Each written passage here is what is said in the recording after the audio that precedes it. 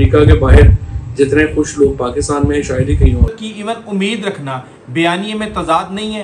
ये तो इमरान खान के समझिए कि एक दोस्त की हैसियत से, और अगर कल को सऊदी अरब को तस्लीम करना पड़ गया तो ऊंट के गले में बिल्ली पाकिस्तान भी मुश्किल में पड़ जाएगा। क्राउन प्रिंस भी हैं और प्रैक्टिकली रूलर भी हैं, उनकी अहमियत में और इजाफा हो जाता है क्योंकि वो प्रेसिडेंट ट्रंप के बहुत करीब है। आप इमरान खान के साथ आपने इतना वक्त गुजारा है, आप मुझे बताएं कि ट्रंप और इमरान खान के अंदर मुख्तलिफ क्या है। उन्होंने इतनी तनकीदें की हुई थी ट्रंप के ऊपर कि आज उनके जरा मुंह लटके हुए हैं कि इसराइल को तस्लीम कर लिया जाए, और हम ये देख रहे थे कि इसराइल को तस्लीम करने सऊदी अरब जा रहा था, लेकिन हमास ने इसराइल के ऊपर हमला कर लिया। एब्सोल्युटली नॉट, तो कहा गया था ना कि जंग नहीं होगी।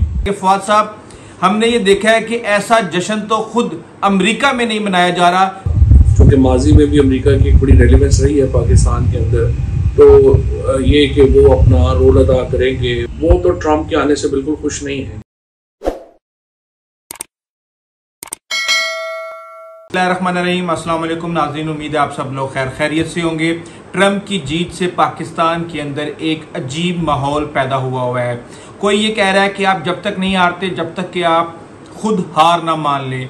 कोई ये कह रहा है कि डोनाल्ड ट्रंप ने पूरे निज़ाम को अपने पैरों तले रोन दिया और अब जल्द इमरान खान भी यही काम करेंगे। हमारे साथ फवाद चौधरी साहब मौजूद हैं। फवाद चौधरी साहब से हम ये सारी की सारी सूरत हाल पूछते हैं कि फवाद साहब, हमने ये देखा है कि ऐसा जश्न तो खुद अमेरिका में नहीं मनाया जा रहा जिस तरह का जश्न पाकिस्तान के लोग यहाँ पे मना रहे हैं।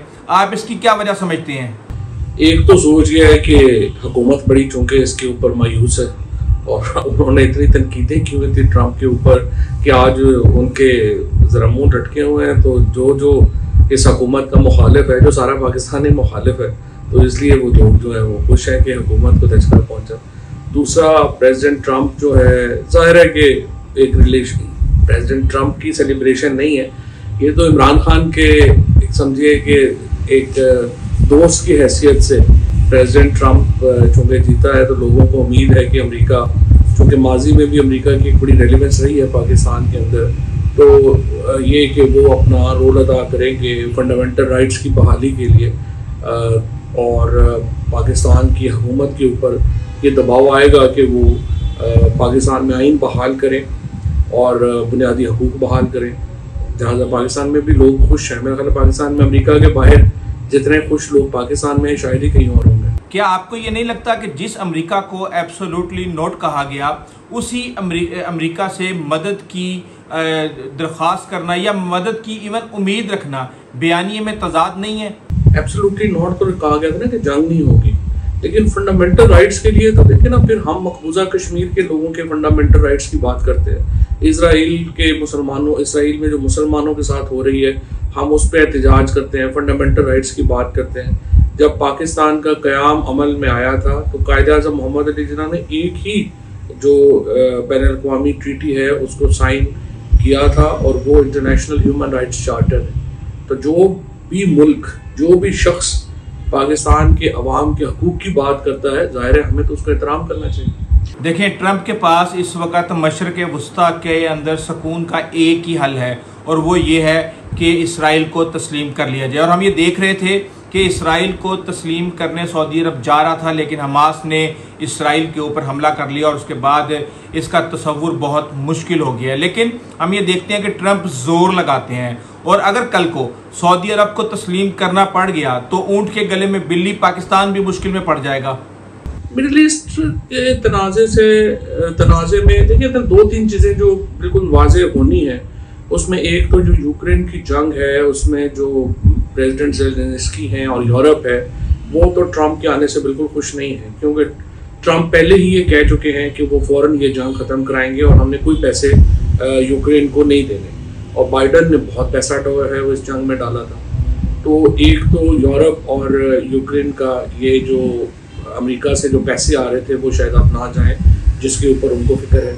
दूसरा, मिडिल ईस्ट में मोहम्मद बिन सलमान जो है, उनकी पहले ही ज़ाहिर है बड़ी अहमियत है, वो सऊदी अरेबिया के क्राउन प्रिंस भी हैं और प्रैक्टिकली रूलर भी हैं।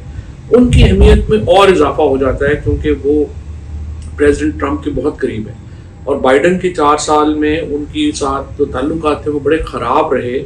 इसलिए ख़राब रहे कि वो सोचते हैं कि बाइडन सोचता था कि इन्होंने MBS ने ट्रम्प की कैंपेन में पैसे डाले, तो उनके आपस में बोलचाल भी नहीं थी शुरू, तो बल्कि खशोगी के नाम के ऊपर उन्होंने सड़क रख दी वॉशिंगटन में बाइडन ने, जिसके ऊपर MBS तो बहुत ही नाराज थे। और बाद में ताल्लुकात थोड़े बेहतर हुए, लेकिन जाहिर है कि वो जो गर्मजोशी ट्रम्प के साथ और स्पेशली उनके जो दामाद हैं कुशनर, उनके साथ MBS की है, वो इनके साथ तो नहीं है।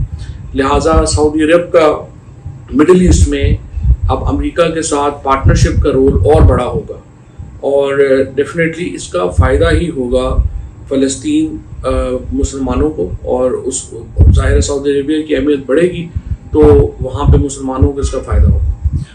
अच्छा, हमें ये तो बहुत ज़्यादा बताया जा रहा है कि किस तरीके से ट्रंप और इमरान खान के अंदर कौन कौन सी चीज़ें मुश्तरक हैं। आप इमरान खान के साथ आपने इतना वक्त गुजारा है, आप मुझे बताएं कि ट्रंप और इमरान खान के अंदर मुख्तलिफ क्या है। देखिए, इमरान खान जाहिर है कि इमरान खान है, ट्रंप जो है वो ट्रंप है। उनका जो एक बेसिकली तो उनका स्टाइल है ना कि वो खुला डुला बोलते हैं, इमरान खान भी खुला डुला बोलते हैं। फिर ट्रंप भी जो हैं वो थोड़े अब जो आखिरी कैंपेन ही वो बड़े उन्होंने रिलीजियस फोर्सेस को अपने साथ रखा, और इमरान खान भी यहाँ पे यही कोशिश उन्होंने हमेशा की है कि रिलीजियस फोर्सेस को साथ लेके जो है वो चला जाए। बाकी जो इश्यूज़ हैं जाहिर है उनके ऊपर उनका एक इख्तलाफ है, चाहे वो इजराइल की पॉलिसी हो या और अमेरिका की पॉलिसी हो, उसके ऊपर जाहिर है हमारी रिजर्वेशन है। लेकिन इमरान खान जो है वो एक फियरसली अपनी जो एक सॉवरेनिटी है उसको डिफेंड करते हैं, और वो उसके ऊपर कंप्रोमाइज़ नहीं करते। बहुत शुक्रिया फवाद चौधरी साहब। नाज़रीन, दूसरी तरफ सोशल मीडिया के ऊपर एक अजीब महाज खड़ा हुआ है।